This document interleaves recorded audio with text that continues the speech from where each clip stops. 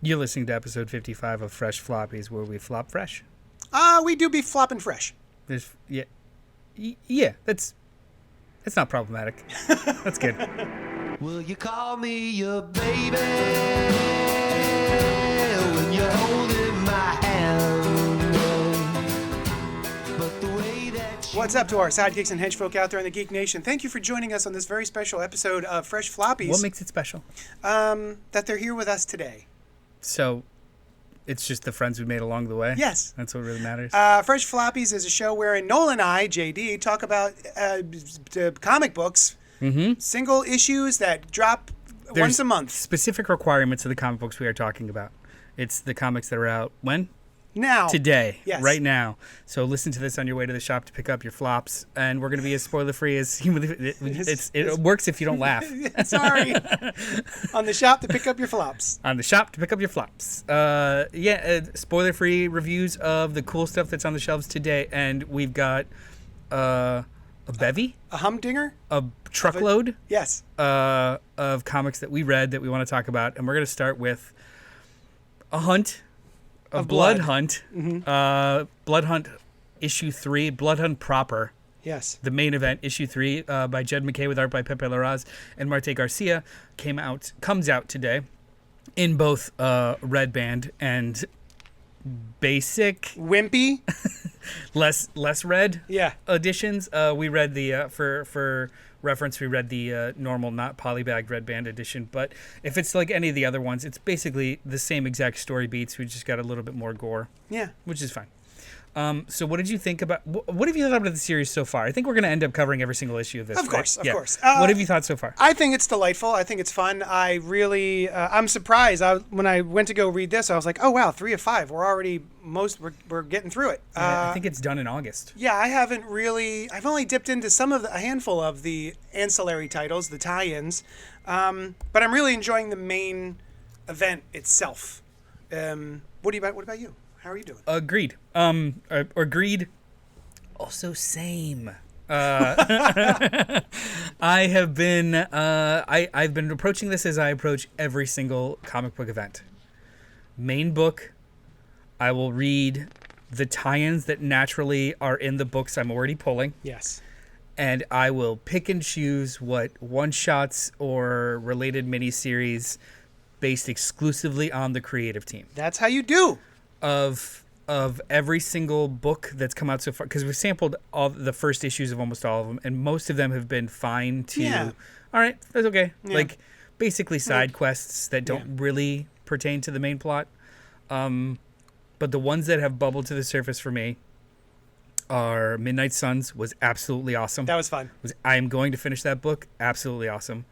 And Union Jack the Ripper had really great art. But other than that, it's been like Avengers and Doctor Strange are must reads. But you could just pick up this main event. So I am reading, while reading this, I am also reading Blackest Night for the live stream that we're going to be doing. And what I like about that event is that there was the main event book, but then you would also dip into Green Lantern, which really made it feel chunkier, meatier, like a soup you'd eat with a fork. What is that for this, do you think? Is that Doctor Strange? So far, there's only been one issue of Doctor Strange. Yeah. And like Blackest Night, I want to not because Blackest Night is like probably the best modern event. Yeah. It's one of my favorites. But I don't want to do too much like nostalgia-y for when I was reading it in issues, because those Green Lantern books, like the Green Lantern proper book, literally was doing its own damn thing off planet, and then it tied into when he came back into the book. But if you just read Blackest Night, it's fine. Like the lanterns just disappear for a hot second, and everyone on Earth has to figure. I guess. So I think it's like both. This isn't feeling chunky enough for me. It's feeling like when I said, "Well, we're almost through it." Yeah. Itself. Yeah. But that needs more chunks. Let's talk about this issue. It is still mired in the mystery of what's going on with Blade. Yes. That is not happening anywhere else. And I don't think it's supposed to be happening anywhere else. Okay. Whereas with Green Lantern, with the Blackest Night, it started 2 years before in the Yeah. Green Lantern book. Yeah, So it was yeah. just like a natural kind of continue it. The whole crux of this is that it was blindsided to even the characters. So where would that be happening? Do you know what I mean? Like Yeah. the Blade proper book was basically a maxi series, and it just kind of touched on stuff. But in this issue, they make a couple of in dialogue references to, I think the main mystery is why. Like, Gotcha. I don't know if there's meat to have yet, is what I'm trying to say. Like, it's all exclusively here. It's not happening somewhere else. I will say, while I enjoyed this issue, on retrospect, I was like, it's very talky. Not much happens in it. It's a lot of convo. It's a lot of catching each other up on things that we, the readers, already know. But I'll tell you what, Pepe Larraz, watching Pepe Larraz draw any of that makes me very happy. Yeah, I thought this was maybe I like this more than you did. This was like classic second act shit. Like like the first issue was a smash grab and everything went to terribleness. The second issue was a small beat / reward or Heroes win getting for the their heroes. footing. Yeah. And this is everyone kind of coming to a ruin and learning what they knew to move on to the next bit. And then we get a nice little, I wouldn't say reveal, but a nice little beat at the end of like, okay, cool. Like this was just strong. How do I say this? It didn't reinvent anything. Yeah. But it's just really, really solid comic booking. Yeah. Which is probably how I would describe all of Jed McKay's superhero work. Yeah. There's nothing. good. There's nothing brand new that he's doing with the medium, but he's just it's steak and potatoes, man. It's like just, Tom Taylor's Nightwing. Yeah, Where nothing it's just explicit. like just good comics. It's just good comics. It's Yeah. actually this does feel a little bit like a DC book in that way, where it's just solid, colorful, altruistic, pretty earnest, and Good guy versus bad pretty. guy. Yeah, like this is a cool event. I very much like it. I do have one problem with this book. What's that? Is that it's not a spoiler that on the cover, Miles Morales has been turned and his mask has been absolutely shredded. And then he just pulls on a mask to swing out of the meeting. Maybe he's got He's an got a extra brand. one. He just keeps an extra mask. Where's he keep it? Well, I mean, there's a lot of questions about where he keeps stuff. All the spider people keep That's stuff. true. Yeah. It's very tight. those But outfits. he's not cured. He's just got his. Oh, I understand. Yeah, I think that's cool. He just has a brand new mask. Oh, yeah. I'm talking about the vampy of it all. You know what, though? I'm not reading Moon Knight proper. Maybe that's where some of the meat is, because the Midnight Mission mentions that they've been dealing with vampires for a while and just have to up their plan. Yeah. So maybe there's some there, but Also, do you know who that guy is? that's Hunter's Moon. Right. Do you know who that is? He's the Fist of Khonshu. Do you know who that is? Hunter's Moon. He's does the he Fist have of a Khonshu. name? Is he a person? He's a Does doctor. Does Yeah, he he's work in an office? He's a person. He was in the first arc of he's been since the beginning of Moon Knight, Okay. the most recent series. Cool. I don't curious. remember his name. That's fine. Oh, He's yeah. He's Hunter's Moon. Yeah. I said it. He's a Fist of What do you- Khonshu. yeah. Mother lover? What do you need? His business card? Jesus, criminy. Next up from DC Comics, we have Batman: Gotham by Gaslight, the Kryptonian Age. Now, Noel. I should continue that. It's by Andy Diggle and Leandro Fernandez with Dave Stewart on colors. Yes. Noel, A Tale of the Batman: Gotham by Gaslight by Brian Augustin and Mike Mignola. And P.K. Russell. Did you read Gotham by Gaslight, the original? I think it came out in '89-ish. I honestly don't remember. I read it because a facsimile edition comes out this week. Yes. Which, if you haven't read it, listeners, you should 100% pick this up. It is fantastic. I forgot that this is a one-shot, which is delightful. I love that you can just pick this up. It's, I don't know, I'm guessing 90 pages or something. And you just pick it up, you read it, and you're done. And I kind of forgot that they used to do this. It's a perfect bound little one-shot. It's awesome. Is one shot the proper nomenclature? Because I forget who in my world was like intentionally started correcting themselves, like one and done instead of one shot, and I'm like, I don't understand why you're doing that. Is one shot those are bad? the same thing. I understand that, but somebody was going out of their way to like one shot. I mean, one and done. Like I don't know. it's the same goddamn thing. Yeah. I just didn't know if there was something I didn't know. Oh, I mean, There might be, but I also don't know it. So anyway, Gotham by Gaslight is dope. And now they've decided to bring back the Elseworlds. They never really left. And Gotham by Gaslight, the Kryptonian Age. A sequel, not by any of the same team. Nope. What did you think?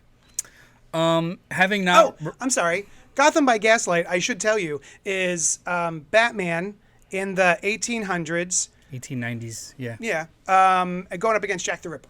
So it's that time period. Go. I don't remember reading Gotham by Gaslight, but I did see the animated movie. Oh, I didn't. How was that? It was fine. Oh. It's this. I think that this was fine. Okay. I think this was fine. The art was great. For about 70% of the book, I was bored as hell. Okay.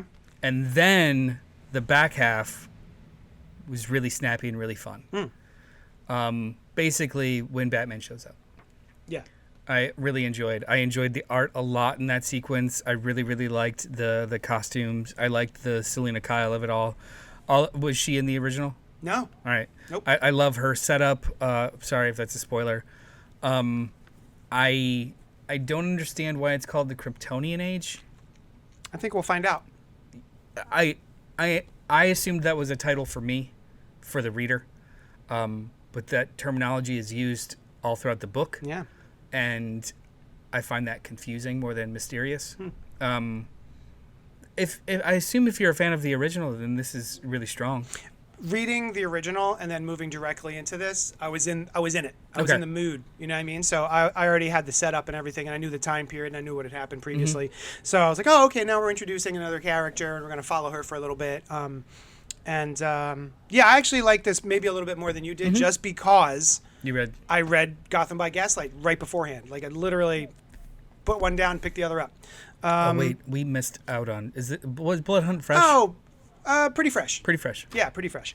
Gotham by Gaslight is fresh AF. There's nice little twisties and turnies in it. And then I would say the Kryptonian Age sequel is also pretty fresh. But I would also say read the first one first. This is fresh enough for me. Basically, just I don't know. Like it took a little while for me to really jive with it. I do think the first third of it's pretty boring. It's all prose, like Walt Whitman stuff, and then a recreation of a scene we've seen 1,000 times. Maybe I'm Batmaned out. Oh, well, honestly, I certainly understand that. Maybe I just don't care. Yeah. Which is fine. The art is great. It is a cleaner Eduardo Russo. Yeah. Eduardo Russo. Which I love. Which I really, really like. I don't know. I kind of dig this more. Oh, no kidding. The coloring I like more than the most recent Dave Stewart. stuff of his. Yeah. Is it Dave Stewart? Yeah, man. Yeah, like Dave Stewart should color Eduardo Russo stuff more. It's just it pops a lot more than Russo's stuff does. I'm curious to see where this is heading and why it's called the Kryptonian Age. Yeah, there's a specific scene where they're in a museum and it's written on the wall, the Kryptonian Age, and I'm like, what? Yeah.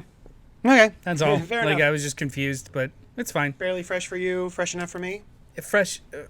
Yeah, I guess barely fresh. No, fresh enough. It's fresh enough. Like if I was the right demo for it in the right moment, then I'd probably like it a lot more. It just was in between all the other stuff that I read. It was the one that I needed to put more effort into, as opposed to just like falling downhill. I will say it's not necessary. Oh, well. To do a sequel, this is from '89 to now. No real reason to do it other than Elseworlds are back, baby. Remember this one? Probably not, unless you're old. So Plastic from Image Comics by Wagner, Hilliard, Madsen, Doug Wagner. Death and Dolls. I'm sorry, my bad. Daniel Hilliard, Michelle Madsen, Ed Dukeshire, and Melissa Paglut. Cover C. Yeah. Plagluich. We're fine. She does a variant cover. We're okay. Plastic is one of your jams. This is what is it called? The what trilogy? Material trilogy? I don't remember. It's more like a series at this point. So the Materials trilogy. Trilogy. Yeah. So Doug Wagner, Daniel Hilliard have been doing these kind of series of really fucked up books. Yeah. and all of them have some sort of allusion to a material. So you have plastic, you have vinyl, you have plush, and this is a revisiting into the plastic world. So The original one, yeah. The original plastic, the first miniseries was about a serial killer, a retired serial killer, who comes out of retirement to fight the mafia because they kidnapped his wife. His wife happens to be a blow-up doll, a plastic blow-up doll. Vinyl, it's kind of the same-ish thing where a serial killer with dementia fights a worse cult because they kidnapped his best friend, who happens to be a undercover FBI agent. Oh, okay. And to do so, he enlists the help of other serial killers. Ah, That book is awesome. neat. And then Plush is about it's about love at first sight, but also furries, cannibalistic furries, Yeah. fighting racist sheriff's office. Neat. It's ACAB. Yeah. Yeah. Okay. Wow. All the books are set up to shock you, but it's mostly like, hey, let's take a terrible protagonist, a serial killer, cannibals, and how do we make the audience root for them by setting them up against something worse? Yeah. And they're awesome. These Nice. books are absolutely awesome. So Plastic is basically back to the well of the first book, Plastic, this is the origin of our serial killer. Mm-hmm. Yeah. I forget his name already. Edwin? Yeah, Edwin. This is the origin of our serial killer. So what did you think? I mean, you read Plastic-ish. You only read like an issue of it, right? Yeah. You I know never nothing. finished it. Yeah. It's one of those books that I keep, like the trilogies, I should say. All three of them sound fantastic. That should grab me and They're hold so me. good. And I just haven't had a chance to sit and get in it. Mm-hmm. This Ash Williams as a serial killer is very, very fun. I really like this. Yeah, he's not cool. I don't like this guy very much. Oh, he's awful. Yeah. He's absolutely awful. I'm surprised. So we're 3 series in. This is the 4th. I don't know how they keep making it work. Yeah. Because you still don't like the protagonist in any of them, and you just think that the joke is not going to work anymore. It's still fun. You still like it? You still love it? Yeah, this was all set up. You kind of get his fixation, like an origin to the fixation of his plastic fixation. He has a moral compass. He loves all animals. He doesn't suffer bullies. There seem to be people that he will not harm, regardless of anything else. It's and this one like scene where he's got something in his pocket, you don't know what it is. It's just like, ugh. I don't know what that is, but I'm excited. Yeah. Yeah. And I like the art. It's very Ryan Otley by way of Jesse Custer's childhood friend. Olive from Preacher. All of the eyes are a little too close together. Yeah. For my liking. It's a little uncomfortable. I mean, I think the uncomfort is probably it's part of it. It's a feature, not a bug. But yeah, this is. I want to read all the other ones. You should, honestly. I would advocate for having the 3 of them stocked in the store at all times. In that little horror section, because I would sell the shit out of these books. Yeah. Do you think that Plush is there? They should do sort of a Terry Moore and bring them all together at some point? I would shared universe. I would be there day one. Fucking day one. What's your fresh rating? I think this is very fresh. Yeah, okay. Fresh AF is, I think, Vinyl. Oh, okay. Vinyl's the best one. I think Vinyl's the best one. Plush is really, really sweet. Okay. Plush really is about, like, love at first sight. It's just gross all around it. Yeah, yeah. Plush is really sweet. Plastic is subversive and fun. Vinyl is just, like, to the hilt. Oh, all right. It's basically like almost a slasher film in how wild and weird it gets. Right on. Yeah. Let's talk about a book that didn't grab you as much. Did not grab me as much. Greg Lawful, Pak. written by Greg Pak with art by Diego Galindo and Irma Nivilla. Yeah. So this is a book about New Sanctum, a magic land. Yeah. And when when people break the rules in Magic Land, they start to transform into monsters. So we're talking anything. Cross the street, we're not supposed to. Break a rule, lie, you develop a deformity. And this one boy, whose family is part of the inner circle, is so deathly afraid to make any kind of mistake and change because he wants to become, I forget what they're called, priests, servants. Yes, part of the servant circle, part of the inner circle. Yeah, the police force, and his best friend, who's a rabble rouser, a rule breaker. At this point, she's got a cattail, horns, leopard print, a paw. Like she's dope. And that's pretty much it. Like this is all set up. This entire book goes out of its way to just pile guilt and shame onto the main character. like his father is a part of. I guess he's not around anymore after a while, but his father is a stoic man, part of the inner circle, and shames him for breaking a rule once when he's a child. His mother is deathly sick, and the medication is only available to those in the inner circle. So if he didn't, wasn't a part of it, she would just straight up die. Like, so it's weird. Like the stakes are incredibly high for our main character, but the book keeps kind of telling us that, well, it's okay to break the rules. So it's just like the weird kind of. I think it's a good setup. I think it's a really, really good setup. I like Greg Pak a lot. Nothing but exposition happened in this issue. Yeah. That's it. There was a trial, but otherwise it's all set up. I think the idea is really cool, especially as a way of maybe telling the audience that not every rule is important and maybe some kind of arbitrary and nonsense. Oh, that's awesome. Yeah, I like all that stuff, but as far as the world building and the art, I just was left a little cold. This is a perfect example and why I wanted to talk about this book, because I don't have anything negative to say about it, but I don't think that this is good in issues. It might be a trade. I think this would be a really great YA trade, just an original graphic novel, because in issues it was all set up and not really. It was very on the nose with all its emotional beats and. Didn't really give me enough this is a really good first act, or I'm sorry, the first part of a first act, and I kind of wish it was an OGN so I'd have the whole thing and kind of really get a feel for it, because as of right now it's just details. So Same. I think it's strong details, but I'm not emotionally invested. For me, it's barely fresh. I think it's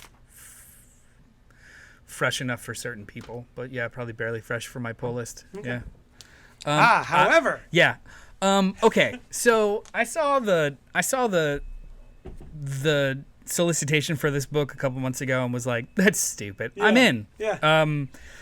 Godzilla Skate or Die. I just like to say it. Written and drawn by Louis Joyce, who I guess is letters by Russ Wooten and Jake Williams, blah, blah, blah, blah, blah. Godzilla, skate or die, exclamation point. It is about 4 or 5 skate kids in Australia. Time undetermined, as in time of year undetermined. Like there's smartphones, but then also just like whatever. It's a world where kaiju just kind of happened, like hurricanes. These kids have a sacred place, a skate park that they discovered themselves called Coin Toss, and they discover that 2 kaiju are kind of converging on it, and they have to go save Coin Toss. Okay. It is parts of this book are A+ fucking awesome. Other parts of this book I don't like. Okay. One being, and I didn't know that it was Russ Wooten, I absolutely hate the lettering of this book. So the art is wildly kinetic. It's almost got like a Spider-Verse vibe to it, where it's just everyone kind of has their own style, their own kind of proportions. When they meet a bully, he's 8 feet tall. Like it's a very. This is an indie book. It's a very playful indie book. Yeah. The lettering is also chaotic. Yeah.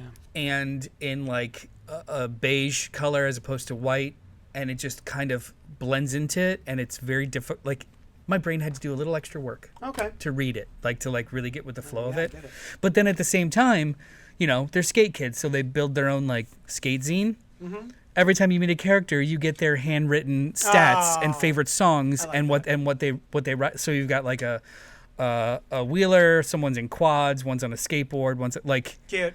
all of it is so cool. But then I'm used to the language of comics being like, if we're gonna mess with the word bubble, that means they're talking differently, or it's like this. It's all kind of wacky. Yeah. So it really took me out. It really, really took me out. Looking at it, with this art style, I think it can be difficult to take a art style like that and then just have regular comic book bubbles on it. It sort of feels disconnected. Even if the text was fine. These look like they're part of the art. Yeah. Yes. Yeah.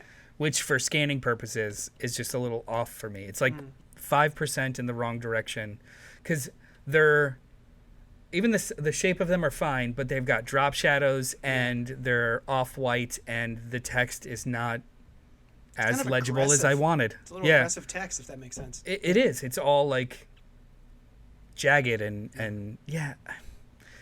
Somebody's gonna see this and be like, oh, that's not that bad.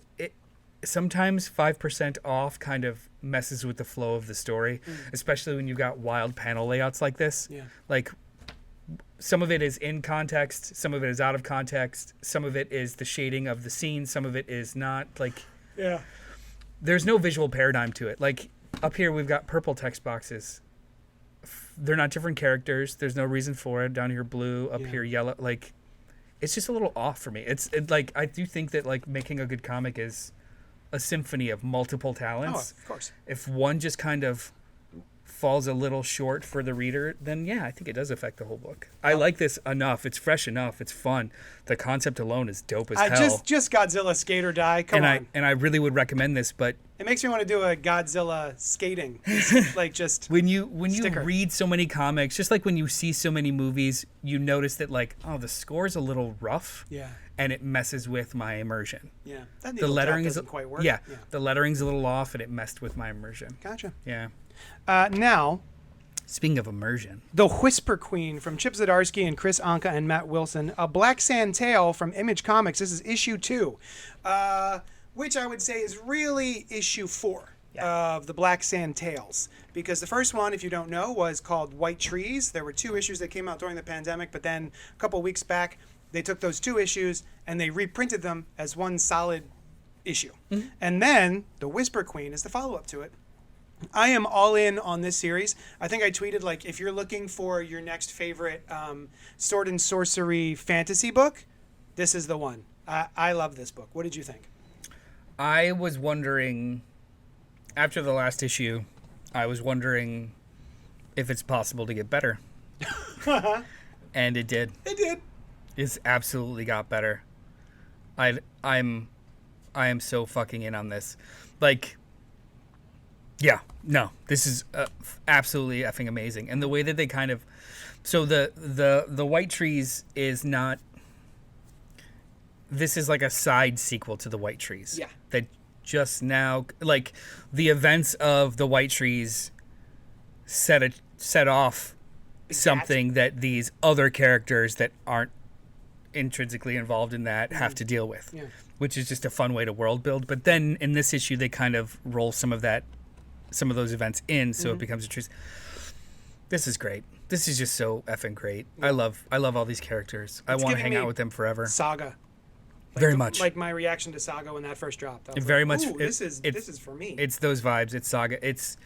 I feel about this book like I felt about most recently Pine and Merrimack and Alienated a couple years ago. Like, this is that strong, and everyone needs to give it a shot. As long as you're okay with orgies. There's only 2. I don't want to give them, which in my estimation is not enough orgies. And well, there's 2, and they're not the most important part of the scene. Well, like no, in one, I'm it's just saying, muses. It's don't not give it to your kids. It's not a sex book. No. It's a rated R book. Yes. That's it. Yeah.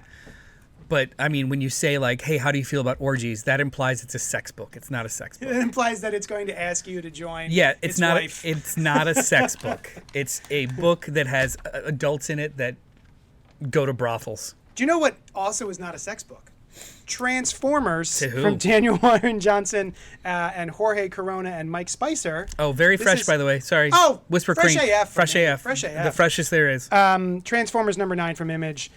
This is continuing being just one of the most gnarly and surprising books on the shelves for me. The fact that it stems from a children's cartoon is amazing to me because this, the stuff that I was reading in the 80s and the way that Larry Hama brought sort of personality and pathos to a bunch of action figures, this feels like that for me, even kind of kicked up a notch. This Energon universe stuff is my favorite stuff of the year. I'll agree with those statements. This issue, though, was the first time that well, no, that's not true. I always miss Daniel Warren Johnson. Yeah. I miss him all the time. I just sit around missing him. The day that I don't have new art to look at from him is the day that I just feel sad. I think this is the weakest issue of the series so far. Oh, tell me more. I think the action is. I think Jorge Corona is doing his best impression of Daniel Warren Johnson without being Daniel Warren Johnson, because there are multiple transitions in here where I do not know where the hell we are. Oh, okay. In so much as I guess also too, I guess I didn't remember exactly what happened at the end of the last issue with this large beam. It's a gate, I guess. Yeah, it's a gate. Okay. Did not remember that at all. I read these two back to back. I did not. The last one, I was catching up. And we get a crash, and then all of a sudden the characters aren't in the same place after the crash, but it's unclear as to why they got or how they got separated. May I?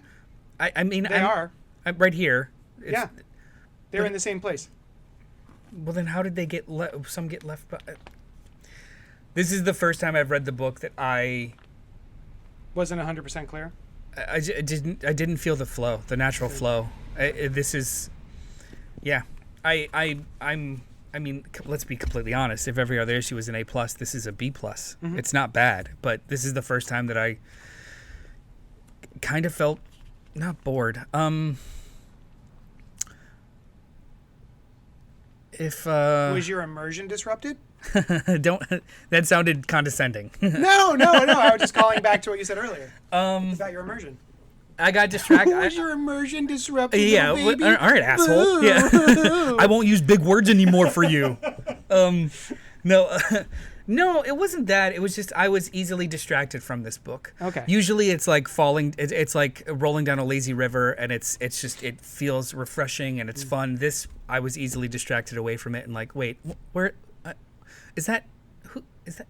Oh, it's Cliffjumper. Oh, this isn't RC. This is the other one, the other lady. And like this was a lot of noise. I don't know who the woman who's not RC, whose name I don't remember. Lila? She is carrying somebody. Do we have any idea who that mess is?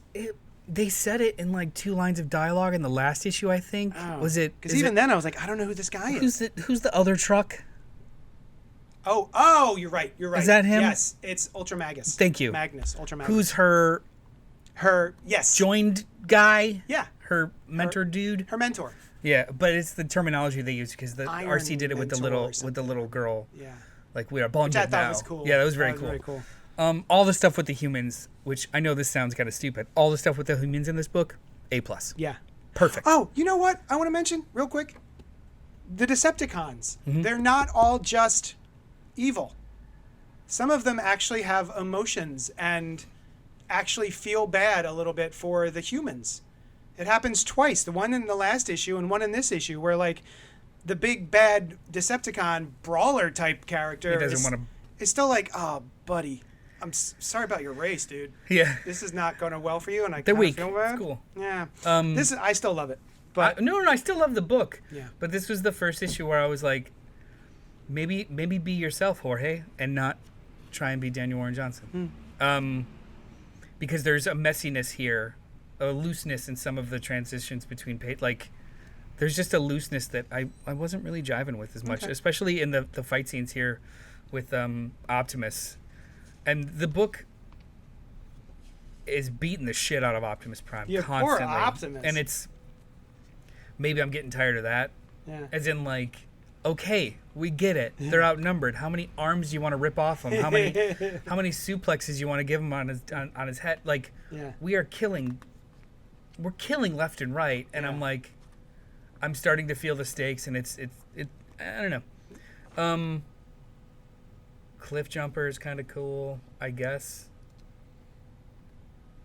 I love it. And I am constantly confused about the difference between who's this guy with the Shockwave and Soundwave? Yes, and they call each other brother. Are they brothers? I'm assuming since they both end in wave and they call each other brother, like maybe that's what they're going for. I thought it was just like, comrades bullshit. Could be. Yeah. I don't know. But yeah. Okay. Yeah, this is still a great ass book, but this was the first issue I was like, all right, let's get to the actual story. What's going on? Like, it's the same mess of fighting. Gotcha. And we only have like what? 3 more? 3 left until the end of the arc. Makes me sad. It makes me sad, but I want some closure for the next phase, for the next piece, and it just feels like for 9 issues it's been the same back and forth. I thought this arc was going to be a little slower and more developed. Oh, okay. The first arc shot out of a cannon. Yeah. Oh my God, what do we do now? And then we had maybe a half of a beat, and it's just been that. I think you know what? I think the relentlessness of this book is starting to get to me. Oh, okay. Yeah, I still love it. I do still love it, and I'm going to keep reading it. I want to sit down and I want to understand. I want them to talk to me about what their goals are. I want them to talk to me about what's in the way of their goals. Like, I don't understand how the healing works. I don't understand how the arc works. I don't understand how, like, the book is just saying those things without, like, explaining to the human characters how and why and what you can do to help. Yeah. You know what I mean? Like, we haven't had that yet, and we're 9 issues in. Yeah. And I kind of want some stakes settling instead of just constantly getting ripped up. Okay. Yeah. I want more emotional attachment other than Transformers. Gotcha. Like, yeah. Okay. Yeah. I want more from this book. All right. What else are you looking forward to this week? Gods, man. Yeah, Gods. GODS. I still don't know what that acronym stands for. I don't think anyone does. No idea. Gods. The final issue comes out today. Avengers I'm excited about. Any cool DC stuff? What are you looking forward to? Oh, I don't know. I mean, besides Gods, the Secret Six omnibus dropped. Oh, yeah. Yeah, by Gail Simone. If you haven't read Secret Six by Gail Simone, it's wonderful. It's kind of the best thing ever. Yeah. All right. Well, tonight on the live stream, we will be discussing. Yeah, tonight. Well, so this is week 1 of the 2-week Farewell to Brian extravaganza. Yeah. So tonight's episode, we asked him, who's our resident Trekkie, to give us 2 episodes of Star Trek, any series, that we will watch and discuss together. Yeah. And next week, we are going to do a full dive into, by request of Brian, Blackest Night. Yeah. Yeah, baby. The which didn't we vote it like in the tiered system? It was like number 1. Was it the number 1? I think it was the best. Like, we all determined it was the best event. Awesome. Yeah. But anyway, I'm very excited to be. The next 2 weeks are going to be fun. Yeah. You guys should join us. So join us on our live stream, 8 o'clock on YouTube. Eastern. Yeah. Thanks so much, and we'll talk at you later. Do. But the way you mistreat me, I just don't understand. Well, you know that I love you more than anyone can.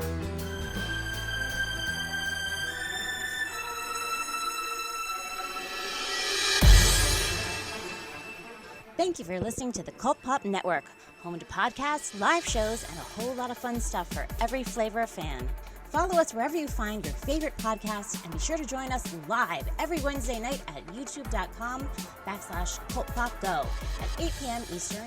While you're there, be sure to subscribe to the channel and hit the bell icon so you'll know when we drop new Thunder Rounds and episodes of Fresh Floppies, a spoiler-free show about single-issue comics released each week. Until then, we'll talk at you later.